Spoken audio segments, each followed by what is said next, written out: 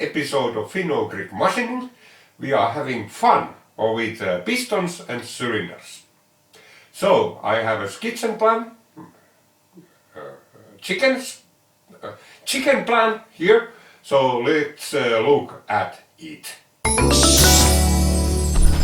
This here is the famous chicken sketch. Actually we are having here the cylinder, which is just like a bushing. Nothing special about that. It's 43 millimeters long. The outer diameter is something like 23.25 millimeters. And the inner diameter should be 16 millimeters, and that's it. Straight, just a bushing. Typical lathe work. Okay. Then the piston is quite simple as well. It's like maximal 15.98 millimeters in diameter. I try to make it as exact as I can. Probably we make it 16 millimeters or a little bit under, and then we lap this, because this needs to be honed inside. So we match these two together with that. And then it has it's mostly lathe work, quite a little actually.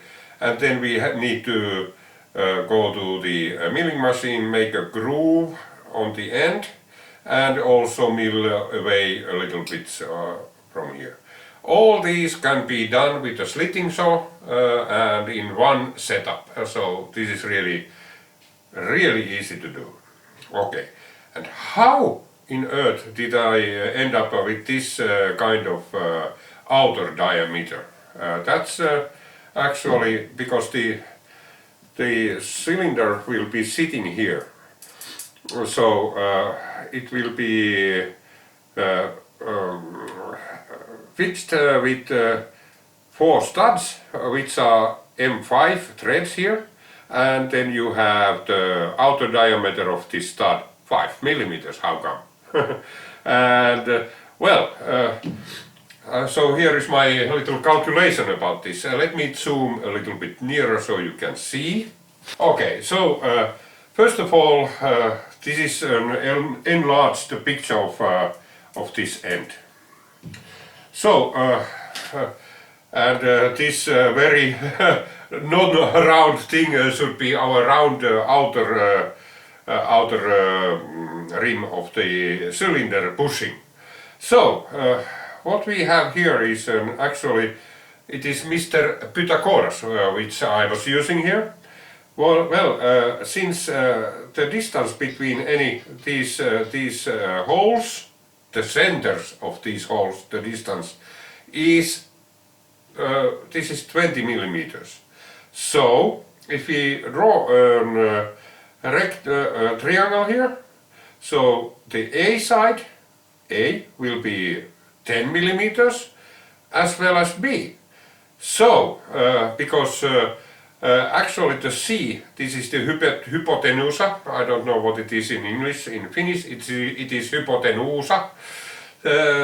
This will be, if you add the squares of A and B, then it should be equal to C squared. Okay, which I have written down here. So C equals square root out of A squared and B squared. So if we square 10, it becomes 100, and B it comes also 100, so altogether this is 200. So it's a square root out of 200 and a square root out of that. So we will get 14.14 millimeters about. So to the center of the hole, this is from the center of the cylinder to the center of one of these holes, this is 14.14 millimeters. But we need to, this diameter here is 5 millimeters, so we need to subtract the radius of that one, and it is done here. So 14.14 minus 2.5, it becomes 11.64 millimeters from the center of the cylinder to the edge of the stud. Okay. So, and when we multiply that by 2, we should get 23.28, but as I'm a little bit suspicious, I will use 23.25 millimeters as the outer diameter. Well, let's see how that works. Let's first, which one do we do first? Well, I think we shall do the cylinder first. And now the materials I have chosen for this project, part of the project. This is bronze. It's bearing bronze. I believe it's not aluminium bronze, but something bronze anyway. And this is not mild steel. It's quite hard steel, actually, not like a coffin nail, but you can machine it, but it's still quite hard. Why I'm doing the cylinder out of this material? Now, the temperature coefficients of these materials is such that for steel it's around 11 parts per million, and for bronze it's something like 19, 18, 19, 20, that in that region. So it's almost double that of steel. So when it warms up, the cylinder becomes larger, faster than the piston. So when it warms up, it becomes a little bit loose, and when it cools down, it becomes a little bit tighter. So actually that is exactly the way which I want it to be. So when I machine this in room temperature, I can make it quite exact fit, and when it warms up, it doesn't bind up on me. So, okay. So let's go to the lathe and start making the cylinders out of this bronze. Now this is the piece of bronze. It barely fits into the lathe boring, so I don't need to cut it in advance. And now we are going to machine the outer of this to 23.25 millimeters. At the moment it is at, well, it's at 27 millimeters, is it? Well, 26, 27. Anyway, there isn't much to take away. So, and since this is bronze, it will generate a lot of cuttings which are, these are horrible. You don't want these cuttings to your bed, especially not to bed, and they will stick to everywhere, and but not in magnets. And furthermore, this might sing to me, so let's see what it does. That's too slow. That's probably the cruise speed. Let's see. I try just a little bit of cutting here first.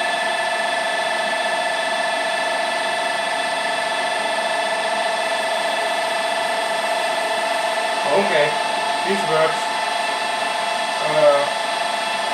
Let's take a little bit more. And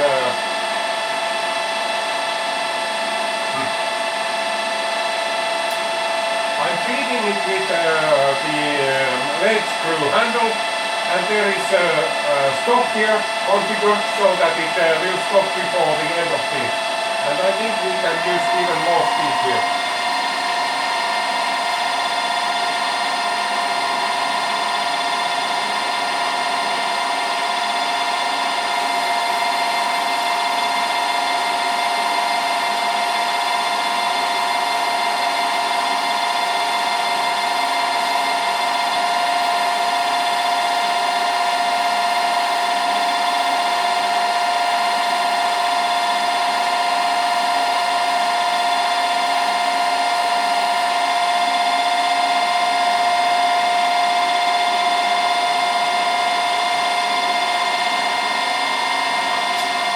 Okay, it seems to spray them this way. And now the measurement. No, it's still under my over my micrometer, I believe. Yes, it is. So let's take 1 millimeter and see what that does.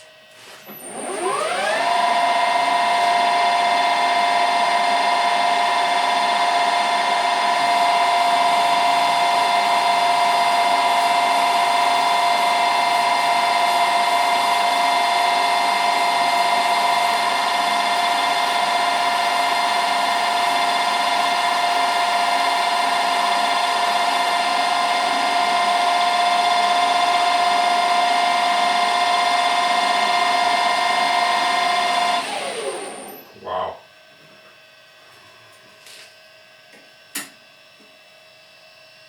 And it's still like 26 or something, and we have the cuttings all over the place.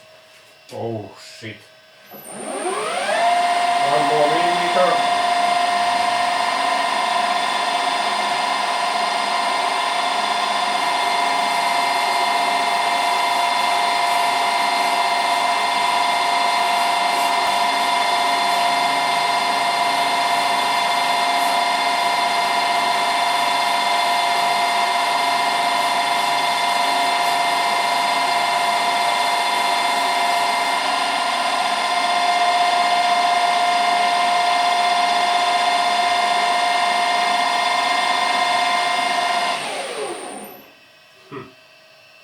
Very nice surface finish, I would say.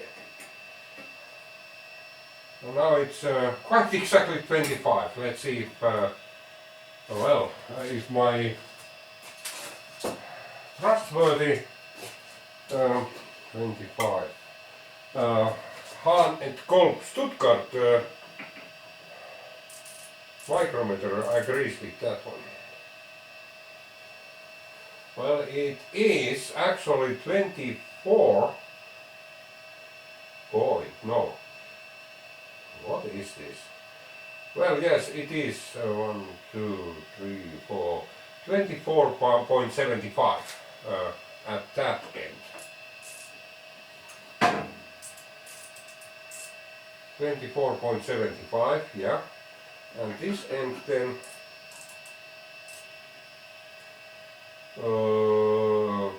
2/100 of a millimeter less.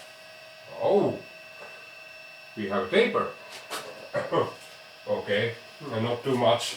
Yes, this will also be present in the bore. So,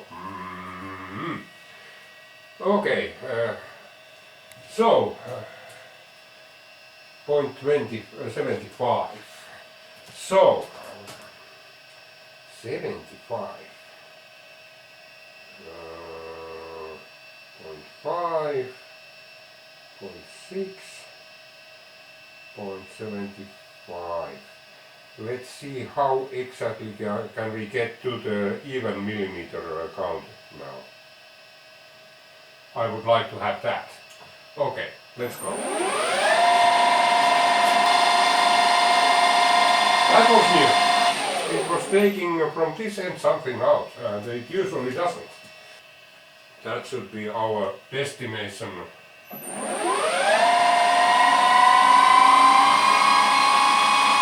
will run this quite high speed now and turn slowly.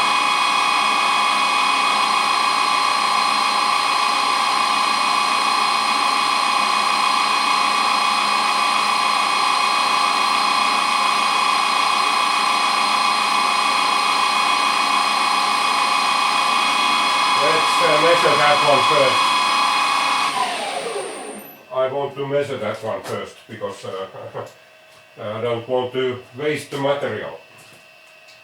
So,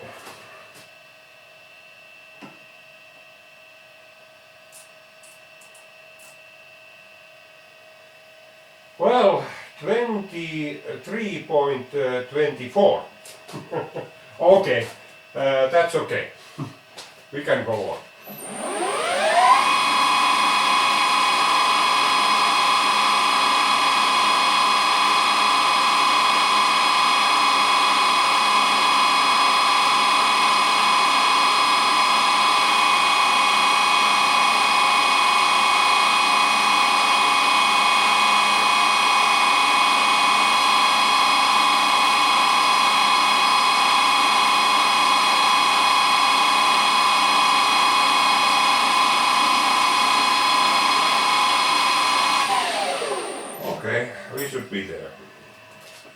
And now I don't want to. Oh man, this is filled with the stuff, and well, the finish is absolutely gorgeous, and our dimension, hopefully that is also gorgeous. Well, it's what did I have? Well, it's 27.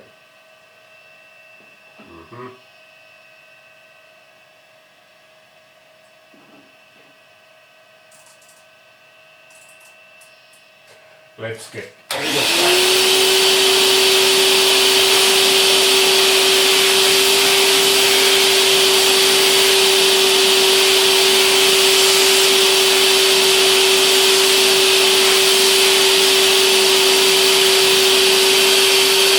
I would like to straighten this.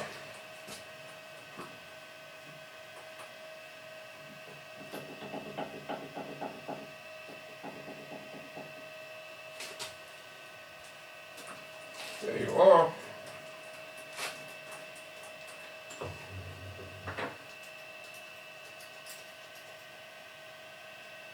I can still feel it. Now it's there. 14, that is now 14 turns and 1 millimeter more. There you are. You have to be really careful. This one is not very bad if this one. Aha! This could be explained. I have this loose. Okay.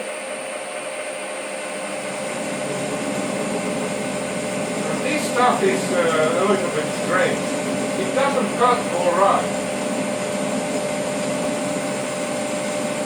Okay, let's put a little bit more speed to it.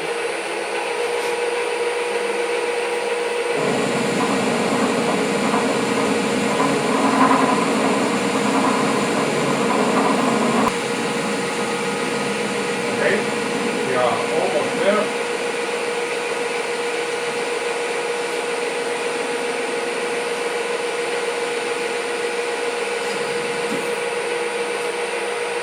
Oh yeah.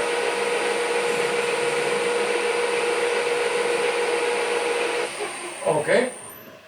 Well, oh, it's hot.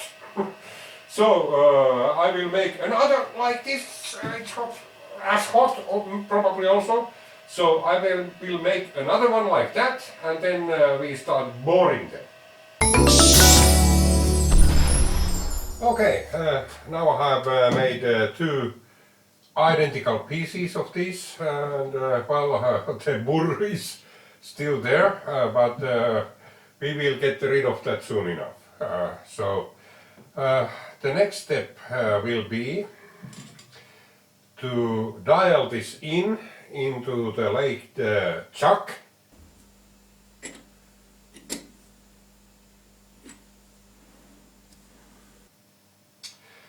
And when I have done that, I will face this even so slightly that side, so it becomes nice as this one.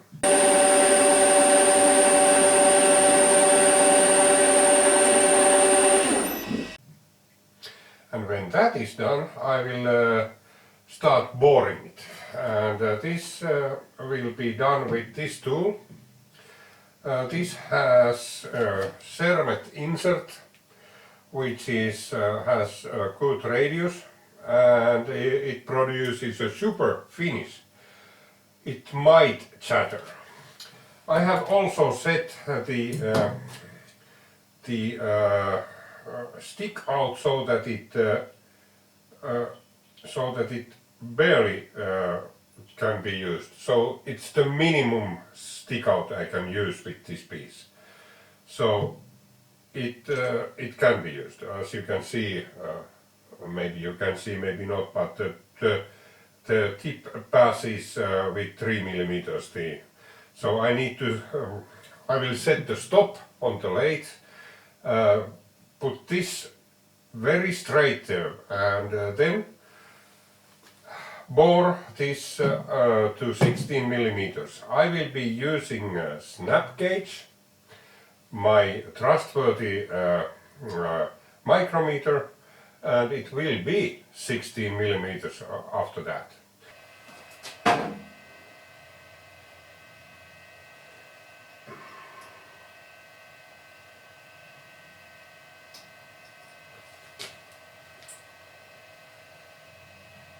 $15.52.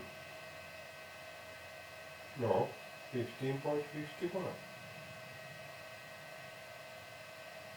Yeah, 15.51. Very good. So we'll take another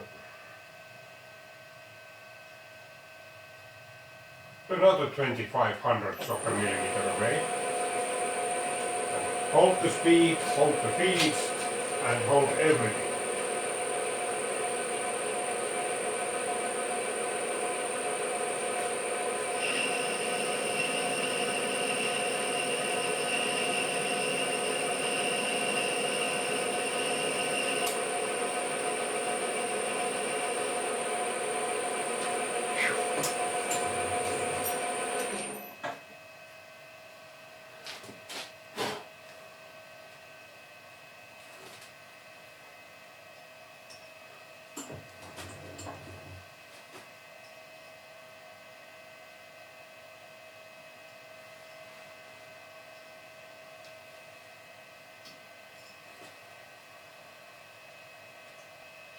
$15.76, exactly as I rated it to be. Let's take another measurement. This should always, when you use these, okay, let's take a little lesson. So, when you use these, it's always a feel thing. First of all, there is this knob which locks these two things. Yeah, you contract them, lock them down. Then you put this into the hole, not straight, but like this.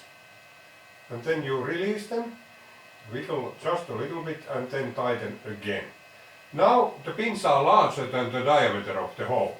And then you just put it like that, and then you push it down, even so gently like that. And then you can, with the micrometer, you read it even so. And this is really the art to do it correctly here. You cannot squeeze it. So you need to feel it. And this time it is 75. No, 76. So it's pretty safe to assume that this is now 15.76 millimeters, this hole. So it will be the last cut now. And this should be 24 hundredths of a millimeter. So with this dial, that's pretty hard. So do I want to make it undersize or slightly oversized? I don't want to make it slightly oversized. I want to make it exactly. So therefore,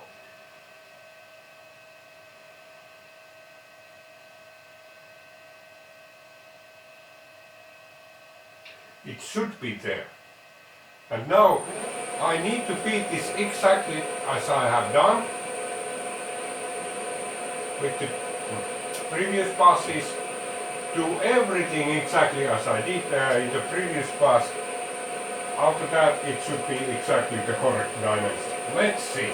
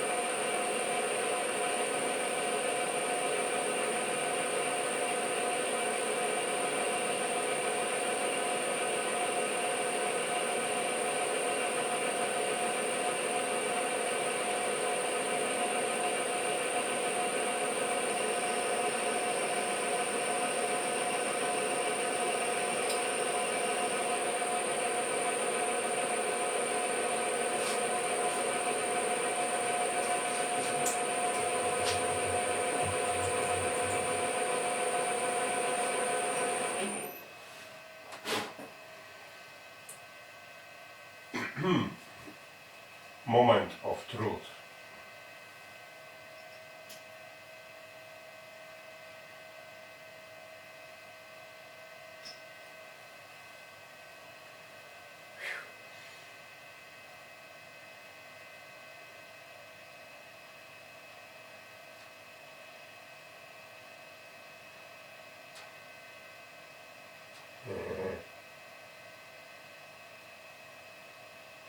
Yeah! Well, the aim was at 16 millimeters. Hopefully you can see that doesn't want to focus. Well, of course I will now measure it a few times, but I believe this, and this was no luck actually. When you do it like I did here now, wait a minute, I don't want to speak while I'm doing this. Okay, so one more time, if this matches the previous, yeah, okay. So when you want to have a high precision bore, well, there are some factors here which are impacting the diameter. First of all, the flex of this tool.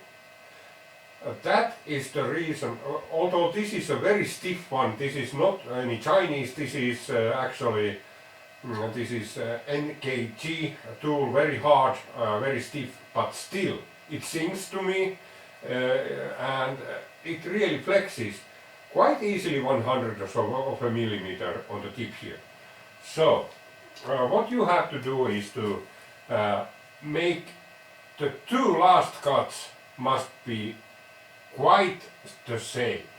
So when you do the last before, you have to plan ahead a little bit. So in my case I was taking 25 hundredths of a millimeter. And the last cut was like 26. Well, I was lucky a little bit with 6. So, yeah. Okay, so then, and only then you can get precise results. Unless you have a very, very rigid lathe, which is, I don't have the money to buy one. Okay, and now some lathe, some filing here. The corner which is really sharp now.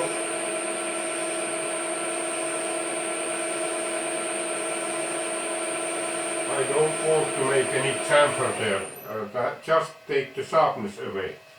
And then we have also, I will try to use this one. Let's see if this works. I think it should.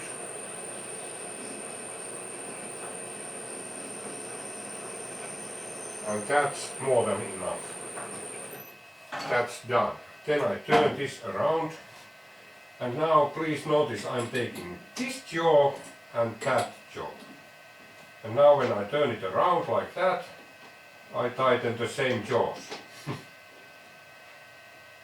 Not very tight because I'm just, I'm not doing any precision work here now.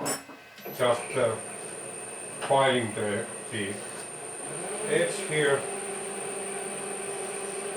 Well, it wiggles, but it can. There you are. And then the inside.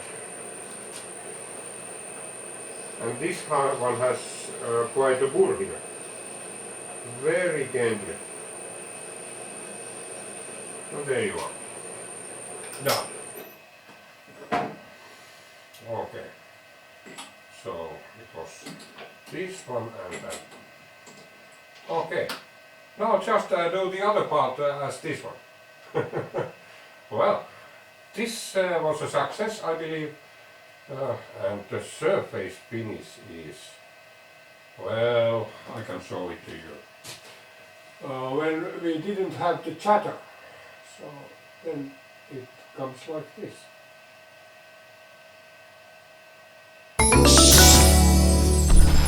Well, these two parts are now ready.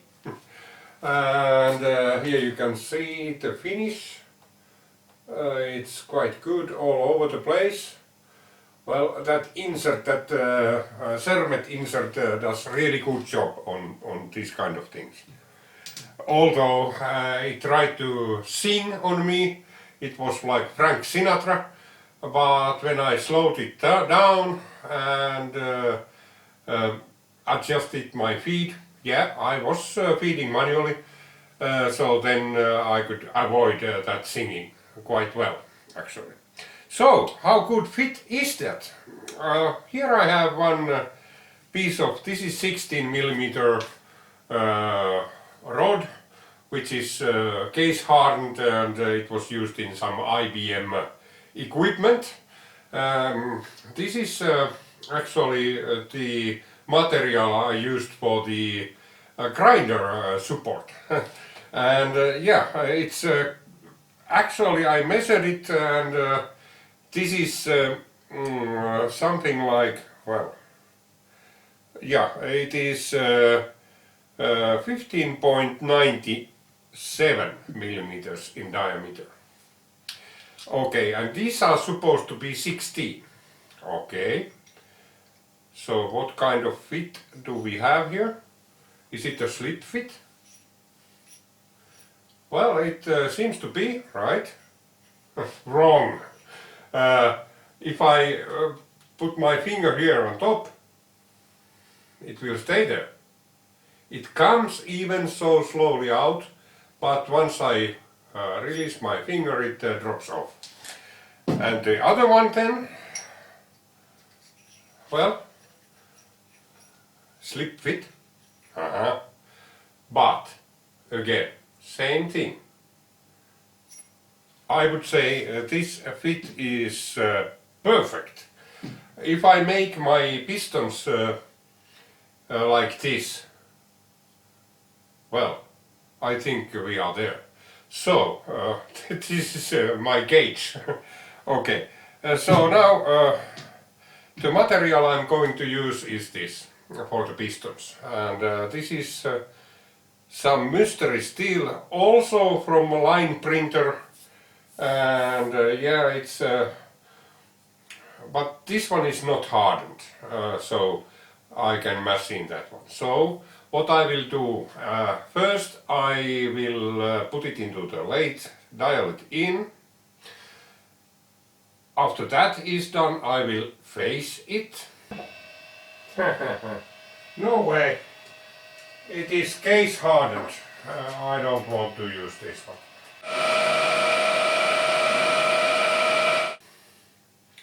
And when the facing is done, I will put the outer diameter to exactly 16 millimeters.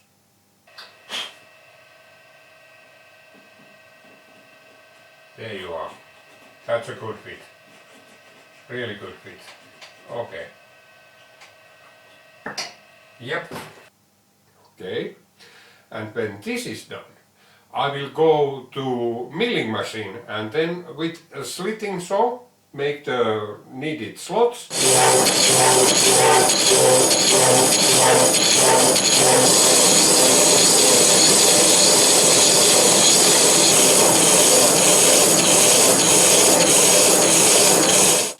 And in the same setup I will drill the 4mm hole for the piston pin.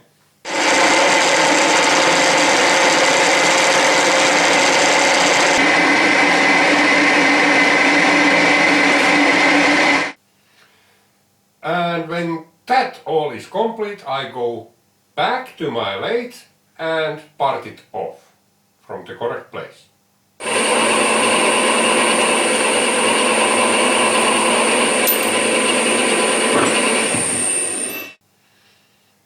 And then I just rinse and repeat for the other piston.